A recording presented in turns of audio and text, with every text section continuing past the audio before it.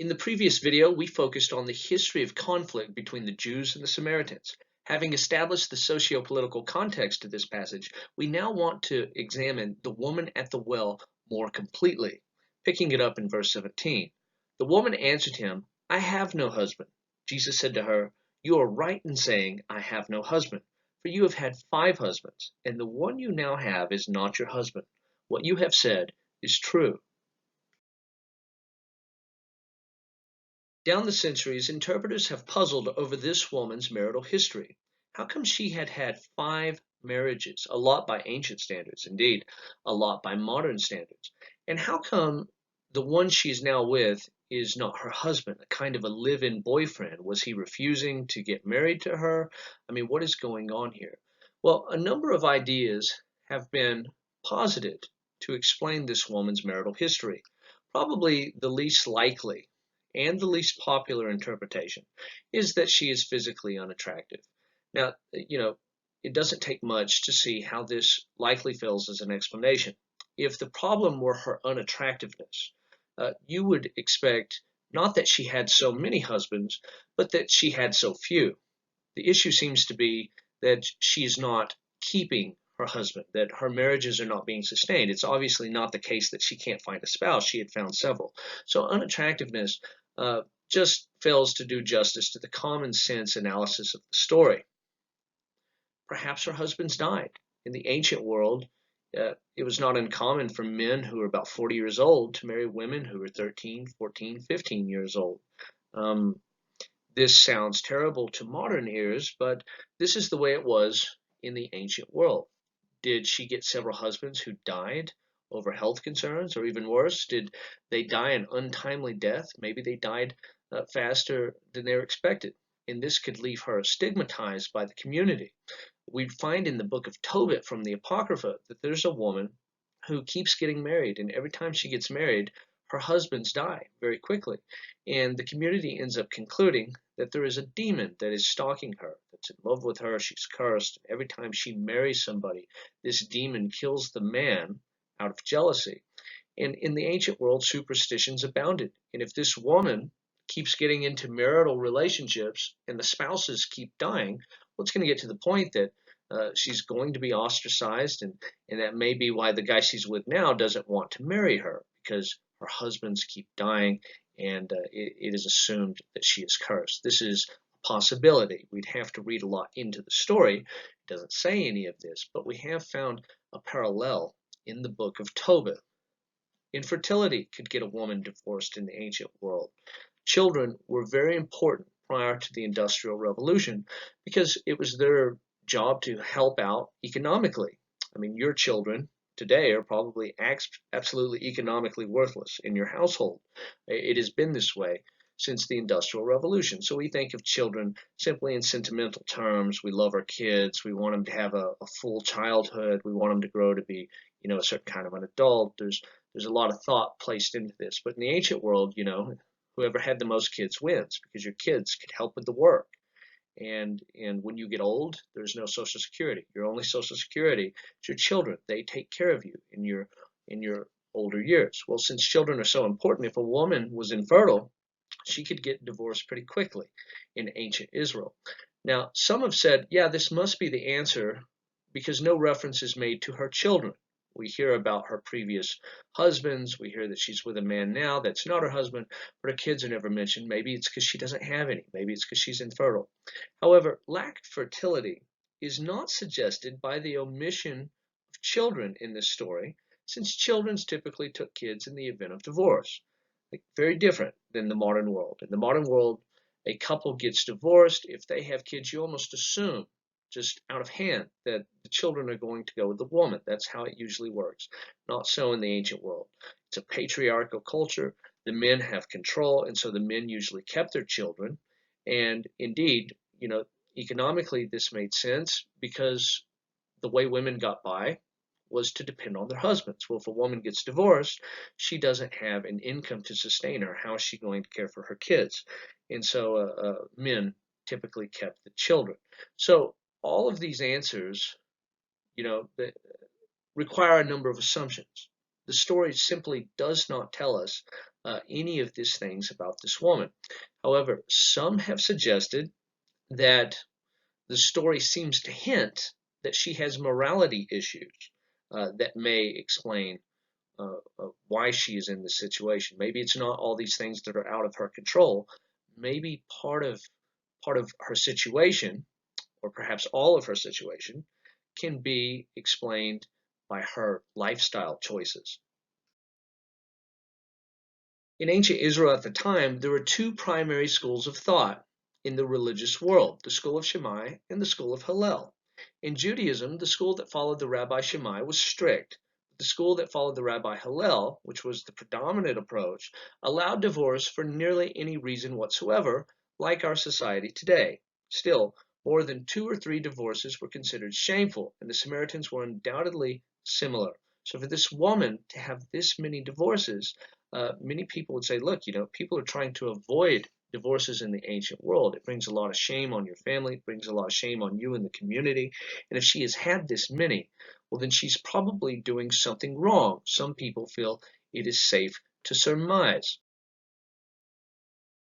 Now, Klink is not going with this. He says, if anything, the opposite is implied. She's a victim of an abusive system where husbands can freely divorce their wives, leaving a woman used and helpless so that even her most recent man will not marry her.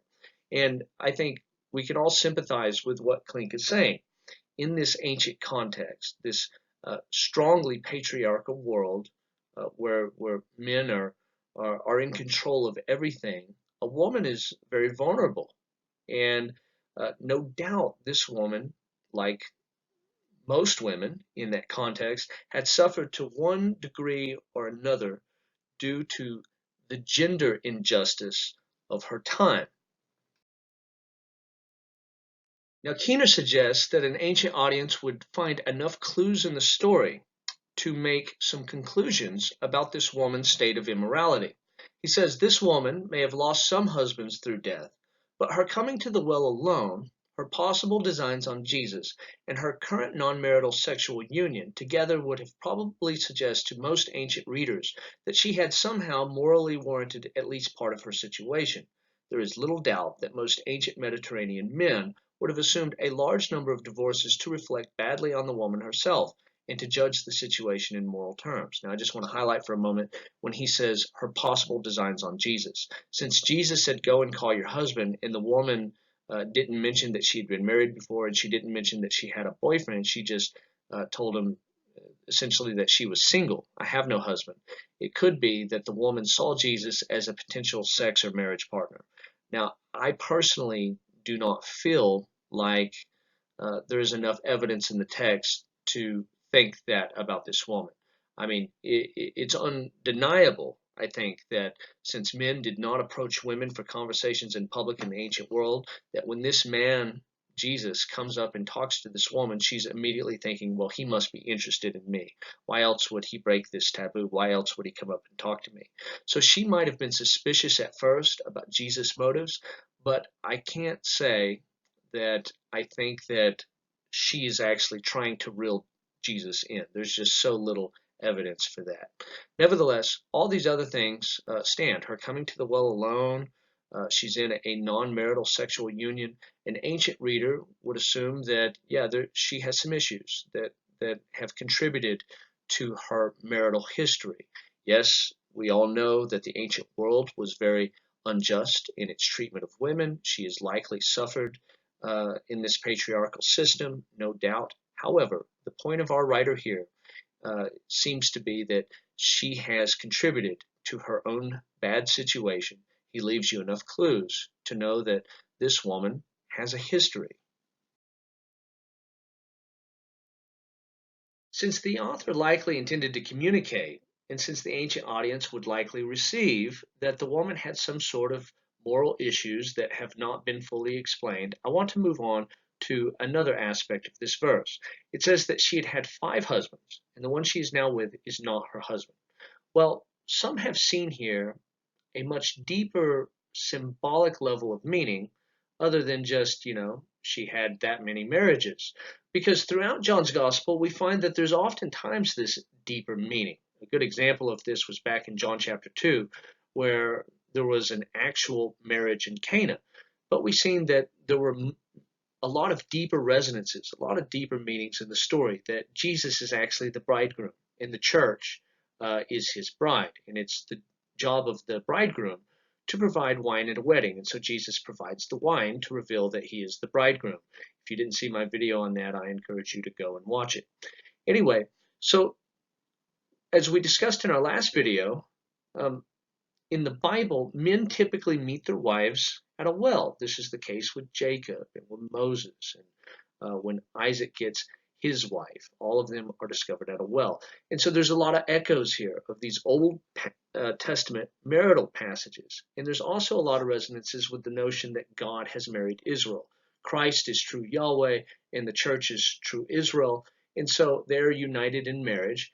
And likely, on a symbolic level, we're seeing kind of, a courting scene here, where God is coming to seek his bride, even though she has sin, even though she has a history. The Samaritan woman reflects the church that, despite its failings, is going to be accepted and is going to be married to its God. Well, anyway, on that score, if we want to go there, some have suggested that the men that the woman has been with represent empires that Israel cheated on Yahweh with, right? First Egypt, then Assyria, then Babylon, then Persia, then Greece. All of these countries made inroads into Israel's belief system and, to one degree or another, turned her away from worshiping the true God, which is oftentimes framed as a marriage covenant in the Bible. And when it says, "And the one you're now with is not your husband," this could be a jab at Rome, because that is the present empire when this gospel is written. And to say that, Rome is not even a legitimate husband may be a way of taking a shot at the Roman Empire. Now you look at this and you say, well, that seems like a very fanciful interpretation. Well, the reason some have held to this is because it seems to have a parallel with something found in the book of Revelation, which was also written by John. In Revelation 17 and 18, we have an extended conversation on a prostitute who rides on top of a seven-headed beast. This is a symbolic vision. We're told that the prostitute represents a great city that is drunk with the blood of the saints of Jesus. And the beast she rides on top of is a bit difficult to interpret. I have a couple of videos on this in my playlist for the book of Revelation, in case you're interested. But we're told that the beast has 7 heads. One of these heads dies and comes back to life. It gets more complicated when a particular head is discussed as though it's the entire beast itself, and it gets yet more complicated when we're told that the woman is riding on top of a beast with 7 heads, but these 7 heads also represent 7 mountains or hills, based on which translation you use. And so this is a very difficult passage in the New Testament. Again, if you want to see this discussed in full, I refer you to my video on Revelation 17. However, I just want to take a few slides out of that for the sake of comparing with John. We are told in the book of Revelation that the 7 heads of the beast represent 7 different kings. And we see in other passages in Revelation that each one of these kings can represent his entire kingdom. Now, some have seen that the woman riding on the beast represents a succession of kingdoms. First, Pharaoh in Egypt, then Sennacherib in Assyria, then Nebuchadnezzar in Babylon, and so on and so forth. And there's an interesting remark that the beast was and is not in the book of Revelation, right? And now we get in John's gospel, and we find that there are 5 husbands, and the present one is not her husband. Well, that's the same thing that is said about the beast in Revelation, that 5 have been, and now there is one that is not. This statement of negation. And so, since some have seen in Revelation a succession of biblical empires, and the 6th one being Rome, and then they compare this to John's gospel, where we've had 5 husbands, and then there's a statement of negation about item number 6, they've said, oh, this is the same thing. what happens in John's book of Revelation is now happening in John's gospel. And so you actually have a real woman here who has been married to 5 different men, and the sixth one is a bit of a loser. He's just a live-in boyfriend. And this could be compared to Revelation, where you've had 5 kingdoms that comprise this beast, and then a negative note about the sixth kingdom, Rome. And so it could be the case. Now, I do think this is a bit fanciful, and it's a little bit hard to establish with any kind of certainty. But it is very possible here that we have Jesus, who represents Yahweh. We have the Samaritan woman, who represents Israel. And God is coming for his bride, and he's coming for her despite the fact that she's been unfaithful. She's cheated on God with these 5 kingdoms. And the one she's now with, Rome, is the worst of all. This is just a live-in boyfriend, not even a suitable husband. But despite all these sins and all these mistakes, God is willing to take Israel to himself and to establish the new covenant. There's one other potential symbolic explanation for the list of husbands, and that has to do with the history of Samaria itself. Remember how we get the Samaritans, that the northern tribes of Israel sin against God, and so he allows the Assyrians to come and take most of them away. He doesn't take them all. He leaves at least the poor behind in the land. And they end up getting mixed with pagan nations that are moved into Samaria by the Assyrian Empire. And so God's people in the northern tribes, they end up intermixing with these pagan peoples. And this creates the people known as the Samaritans. Well, some have suggested that the Samaritan woman here, that her list of husbands represents the gods that the Samaritan worshipped instead of worshiping just Yahweh. And this goes back to 2 Kings chapter 17. And the king of Assyria brought people from Babylon, Cutha, Ava, Hamath, and Sepharvaim. That's 5, right? 5 nations, and a god from each one to represent one of her husbands, and placed them in the cities of Samaria instead of the people of Israel. But every nation still made gods of its own, and put them in the shrines of the high places which the Samaritans had made. So according to this interpretation, the 5 husbands represents those whom the Samaritans cheated on God with, the gods that they cheated on him with, these false gods of the nations. And the one that she now has that is not her husband would be a reference to Yahweh himself. They think that in their time they have the true God of the Bible. And what this is saying is that no, this is not he's not actually one of your husbands, not yet. You've been married to all these pagans, and you think you have the true God now, but he's not with you. And now Jesus is going to introduce him to her as a proper husband. Now, Keener criticizes this by saying 2 of the 5 nations mentioned in the latter passage have 2 gods apiece, making 7 altogether, not 5. Further, if one so allegorizes the number here, the 5 of 5:2 and 6:9 must be allegorized to remain consistent, yet must be allegorized differently. Finally, the narrative makes nothing of such connections. So in other words, there might have been 5 peoples, but there are 7 gods mentioned, and there are not 7 husbands mentioned in the list. He says it doesn't match.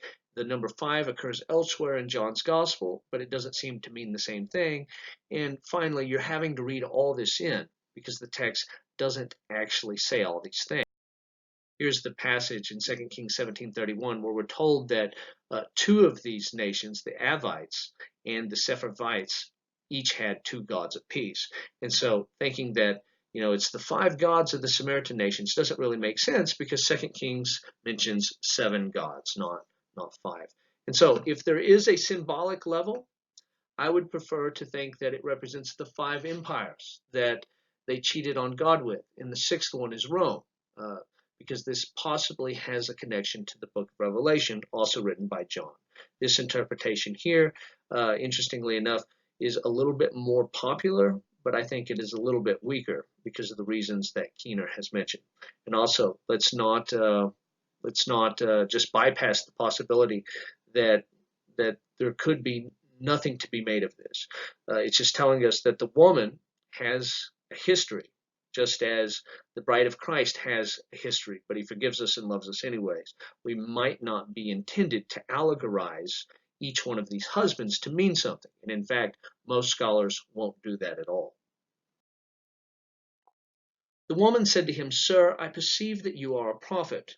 Our fathers worshipped on this mountain, but you people say that in Jerusalem is the place where people ought to worship. Avoidance. Some suggest that she is bringing up religion to avoid personal embarrassment.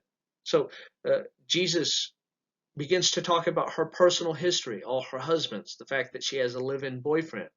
And she immediately begins to want to talk about Samaria and Jerusalem in these big categories of religious argumentation. Some people think that's because Jesus has hit a nerve, she's embarrassed, and she's trying to avoid talking about her personal life, so she talks about religious things.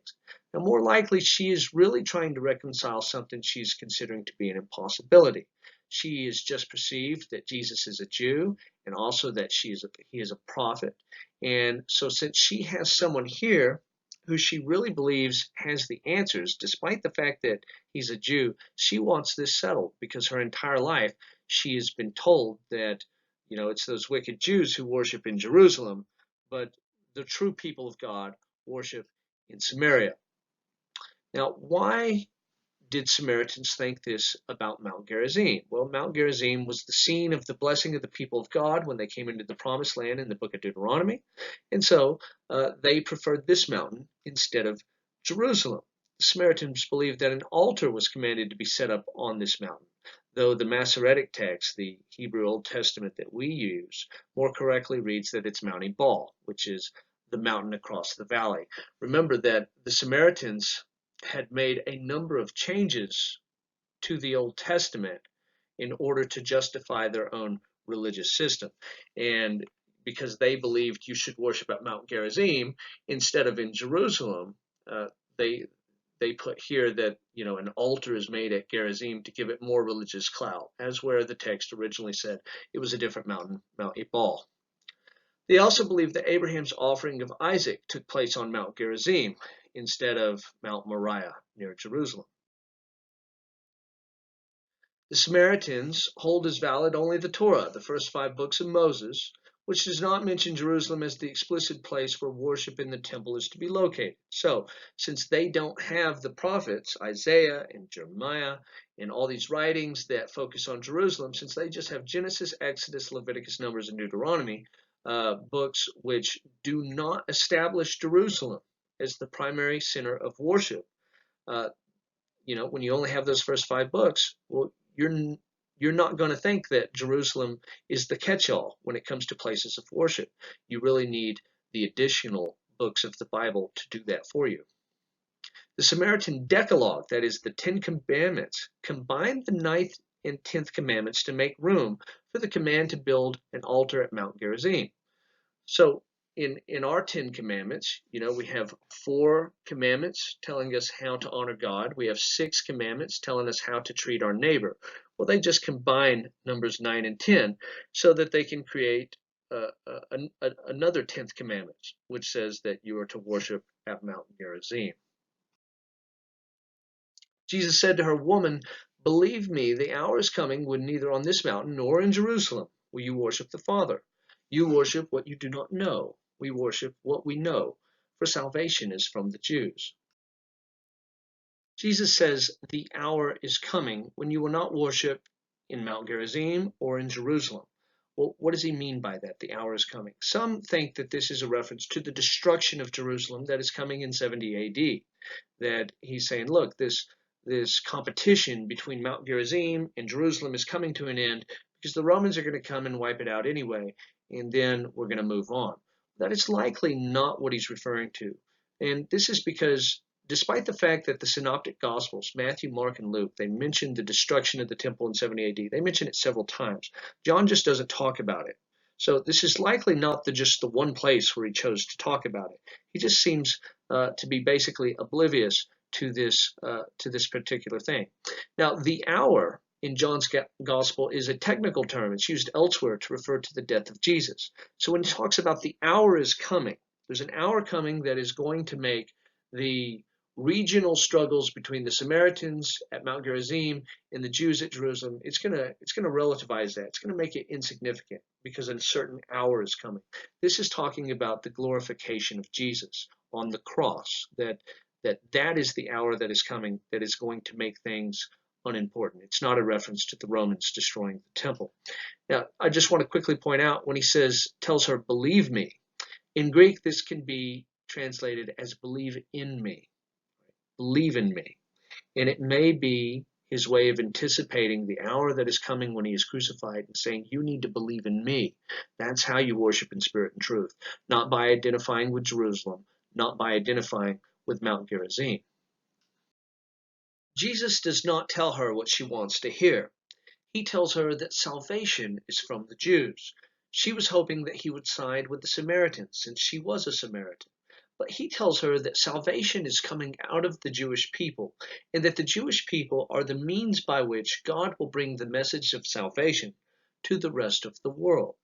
This points back to Genesis 12. Remember, in the first 11 chapters of Genesis, we have seen things get progressively worse. We have the fall of Adam. We have the introduction of the world's first murder in Cain. We have the Nephilim and the flood. We have the Tower of Babel episode in Genesis chapter 11, where all the nations are disinherited and placed under the control of demons. I have other videos about that. I would recommend you to watch the one on Daniel chapter 10 if you're interested in that. And then God calls Abraham and he says, I will bless those who bless you, and the one who curses you I will curse. And in you all the families of the earth will be blessed. Abraham is going to be the means by which God brings the families of the earth back into covenant, back into a saving knowledge of God. And so it's through Abraham's line, Abraham, Isaac, Jacob, on down to Jesus. It is through this lineage that God is going to rescue the nations. Now, many passages about the Messiah going out and saving the rest of the world, bringing the rest of the nations into a covenant knowledge of God, would be unknown to her because she only has the first 5 books of the Bible. Consider Isaiah. I will give you as a light to the nations, that my salvation may reach to the end of the earth. But with righteousness he shall judge the poor, and decide with equity for the meek of the earth, and he shall strike the earth with the rod of his mouth. These passages about the Messiah, she doesn't know about these. She doesn't know that the Messiah is coming out from the Jewish people, and that he's going to gather in the other peoples of the earth. And so that is what he is telling her when he says salvation is from the Jews, something that she would know if she had read the prophet Isaiah. But as it is, she doesn't know this, so he has to tell her. Anti-Semitism is a difficult charge to maintain. In my first video on John's Gospel, I discussed how John has been blamed for a lot of tragedy in history, a lot of anti-Semitism, because Jesus' opponents consistently are called the Jews. And folks have looked at this and said, you know, this is a really anti-Semitic document. No wonder we ended up with the Holocaust and the terrible events surrounding World War II. Christianity, and John's Gospel in particular, has inculcated into European culture anti-Semitism that continues to this day. Well, to say that John's Gospel is anti-Semitic is directly refuted by this statement here, that salvation is from the Jews. If this were an anti-Semitic document, if it were an anti-Jewish document, you would not find such a glorified statement about the Jewish people, that they have a role to play in the salvation of the rest of the nations. But the hour is coming, it is now here, when the true worshipers will worship the Father in spirit and truth. For the Father is seeking such people to worship him. God is spirit, and those who worship him must worship in spirit and truth. We must worship in spirit and truth. First of all, let's focus on what it means to worship in spirit. There are a couple of different ideas here. One is that it's the spirit of a person, so that the contrast is between the right place of worship and the right attitude. So for these folks who choose this option, To worship in spirit would be like worshiping with your whole heart, your inner self, with your mind, with your feelings, with your will engaged in activity. It's you must worship with the right attitude, the right inner being. It's not about where on the earth you are worshiping. But as Keener says, the more natural expression for this existed in the Old Testament, where sometimes it would rendered that you would give thanks with my whole heart, or the expressions heart and soul were applied to passion for God. Saying that you must worship God in spirit is not typically the way that the Bible refers to worshiping God with your entire inner being engaged. So this is not likely what is meant by this. It could refer to spirit-empowered worship. There are 15 different places where John refers to God's Holy Spirit, and many of those refer to his Holy Spirit being given to Christians to empower us for the sake of mission and for the sake of worship. And you have a number of places throughout the Bible where you have spirit-empowered prayer in Jude, songs that were spoken in tongues and interpretations were gifts of the Spirit in 1 Corinthians, and other sorts of spirit-inspired singing and worship. So it seems to be that he's saying you must worship in spirit and truth. That is, you must worship through the Spirit worshiping through you. Is kind of a crude way to say that, but I think that's what he's saying here. That you must receive the Holy Spirit, and this Spirit must be active within you when you are worshiping God. That's likely what he's referring to. Or in spirit could be a way of saying in God's immediate proximity. Worship on the earth is participation in heavenly worship now, and a foretaste of the worship around God's throne in the age to come. Remember what John says in the book of Revelation. He's worshiping on the Lord's day, so he is likely with a community of believers on Sunday, and it says he is caught up in the Spirit, and he receives these visions of worship in heaven in the book of Revelation. So to be in spirit is to be in God's proximity. He tells us God is a spirit, that is, a non-corporeal being, so that we don't think we have to be in a certain physical place to worship him, like Samaria or Jerusalem. We have to be in his spirit and relate to him through his spirit. One is not in the proximity of God by being in Jerusalem or Gerizim, but you must be instead in the Spirit. This is why he can say the hour is coming and now is, because through worship, now we receive a foretaste of God's immediate presence in eternity. To be in spirit is to be where God is in the heavenly realm, and that is for the future hour to have arrived. We will see God in his nearness, in his proximity, in the age to come. And when you worship God in spirit, you get a taste of that right now in the present world. He says truth.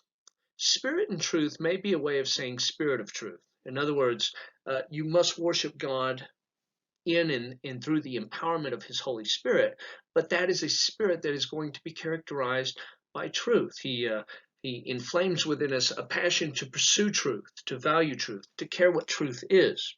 And the Spirit's job is to point to Jesus, according to John's Gospel, and Jesus is discussed as epitomizing truth in John. So to worship in spirit and truth seems to mean that God will give you his Spirit. This will empower your worship and put you in God's presence while you are worshiping. And this Spirit will also point you to Jesus, since Jesus is the very embodiment of things that are true.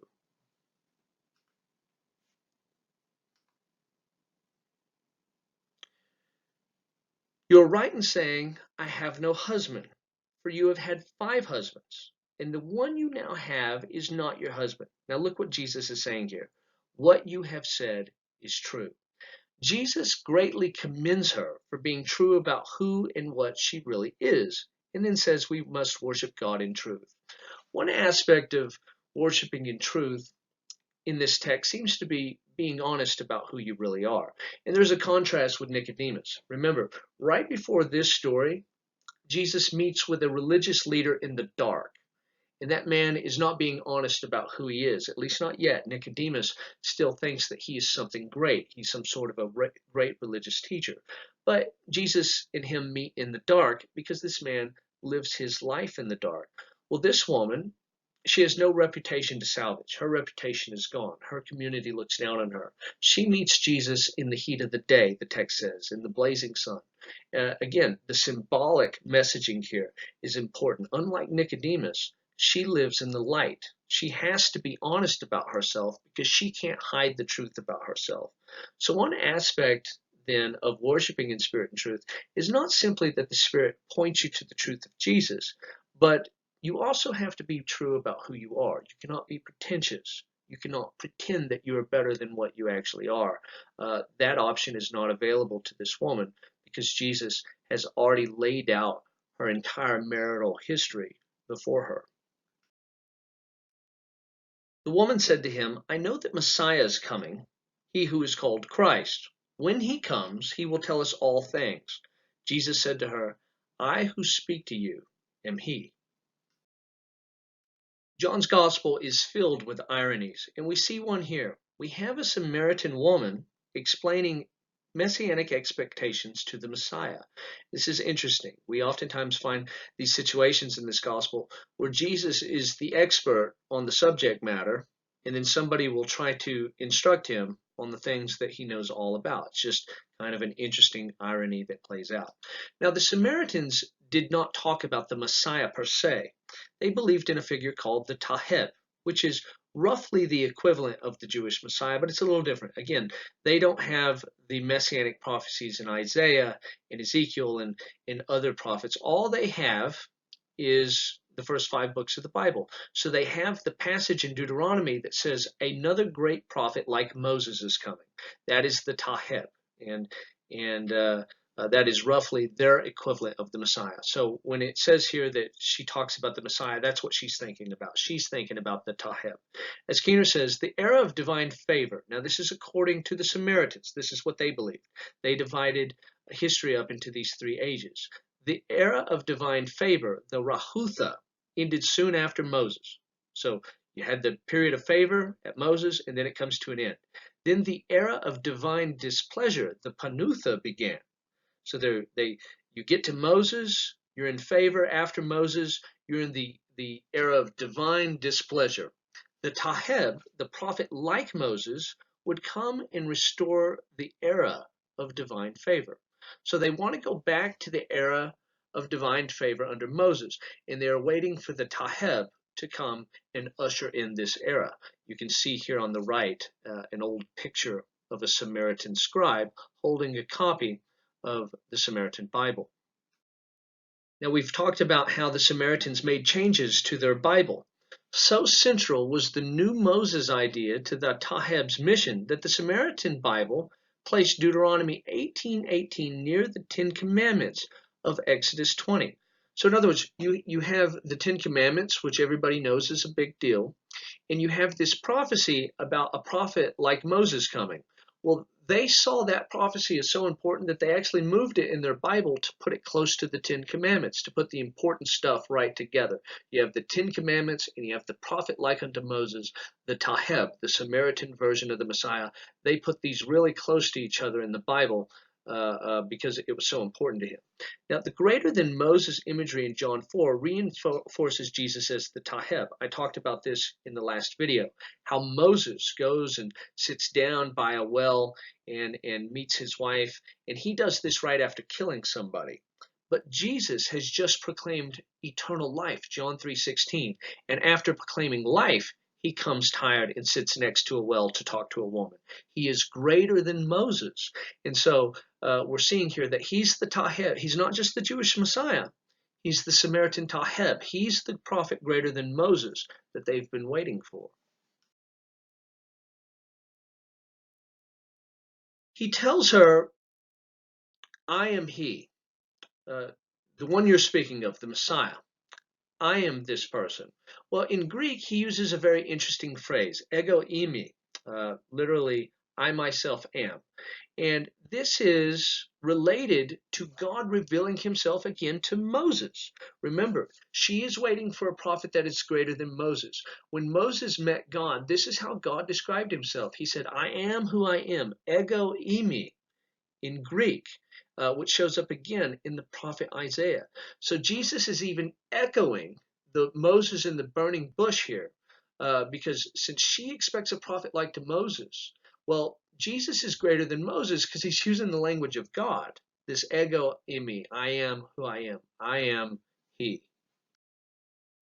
Just then, his disciples came back. They marveled that he was talking with a woman. But no one said, "What do you seek?" or "Why are you talking with her?" The reason they don't question him, first of all, they know it's extremely unusual that a man would go up and talk to a woman he doesn't know in public, especially that he's talking to a Samaritan woman, a woman of another race. This is really odd. But when it says that they didn't ask him any questions, this is likely because they trust him. We have similar stories of this in Judaism. There's a story of Rabbi Joshua, who's a great teacher.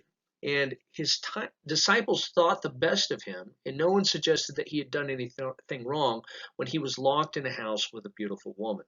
And so that's an interesting story coming from the rabbinic period. And there seems to be something like this here. Even though Jesus is alone with a woman talking to her, the reason they don't question Jesus isn't out of some kind of weird fear. They're marveling he's talking with her, but they know Jesus is trustworthy. That's why they're not giving him an inquisition. Notice that it doesn't say they marveled that he was talking to a Samaritan. It doesn't even say that they marveled that he was talking to a Samaritan woman. It says they marveled that he was talking to a woman.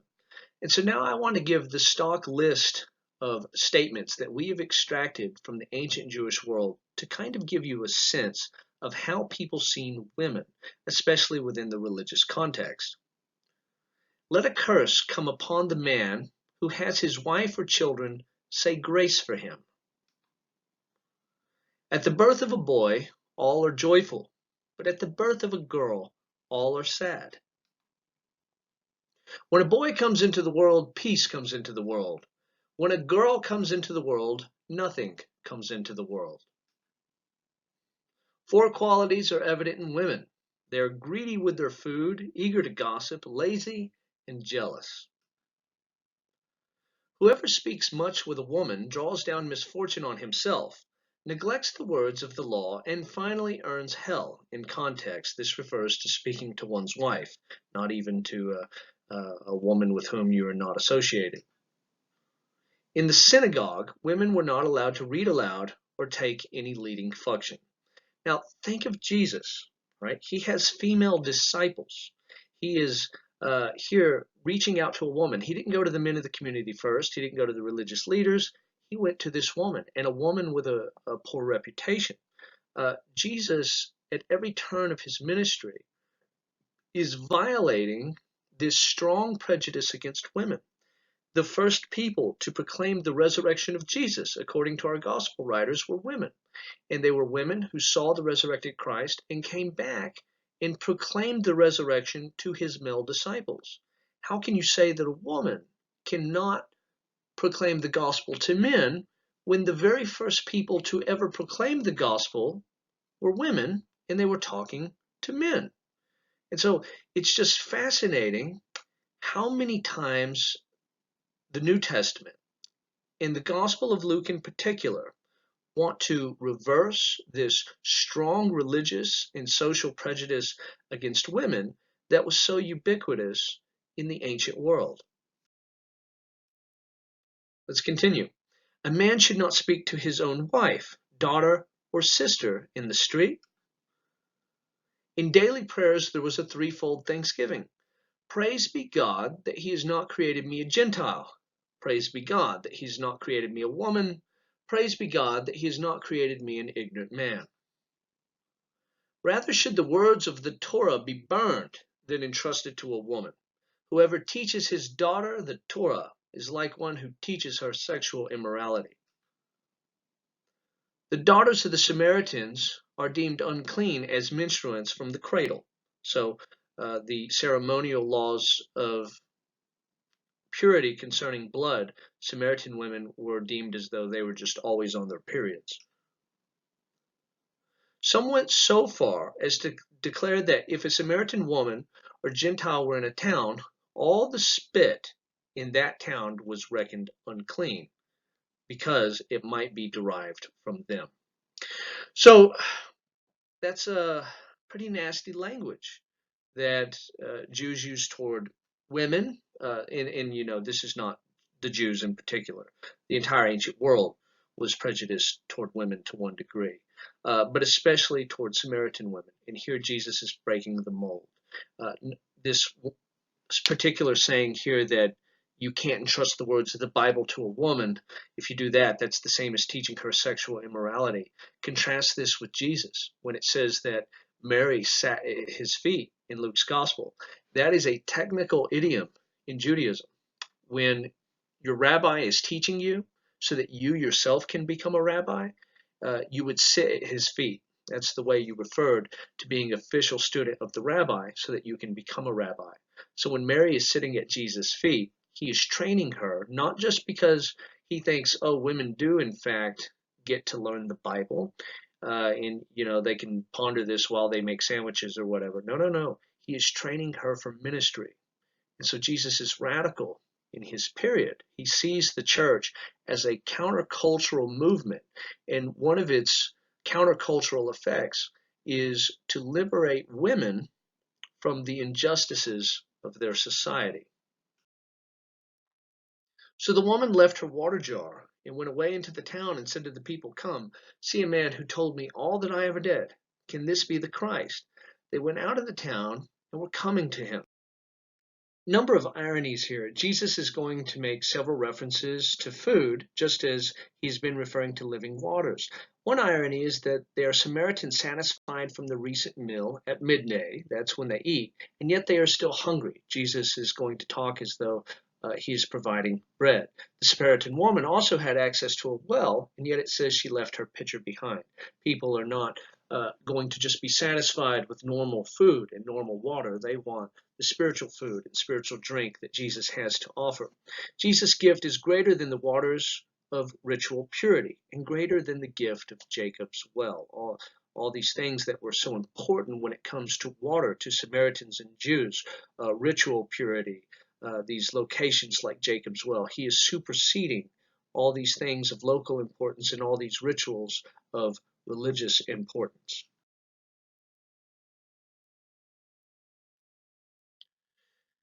Wisdom. Jesus seems here to be the embodiment of the woman wisdom from much of Jewish literature. She has sent out her servant girls. She calls from the highest places in the town, "Come, eat of my bread, and drink of the wine that I have mixed. Lay aside immaturity and live, and walk in the way of insight." So wisdom sends out women to gather in the people of the town so that they can come and eat and drink. All that themiology takes place here as he sends the Samaritan woman to call the people of the town. She has become like the earliest followers of Jesus, using nearly identical language. Come and see. Remember in chapter 1, when Jesus is calling his male disciples, this is how they in turn recruit other disciples. Come and see Jesus for yourself. This is something you have to experience in your own life. You can't just have secondhand accounts of things from other people. And so now she is using this same language because she has become like one of the apostles.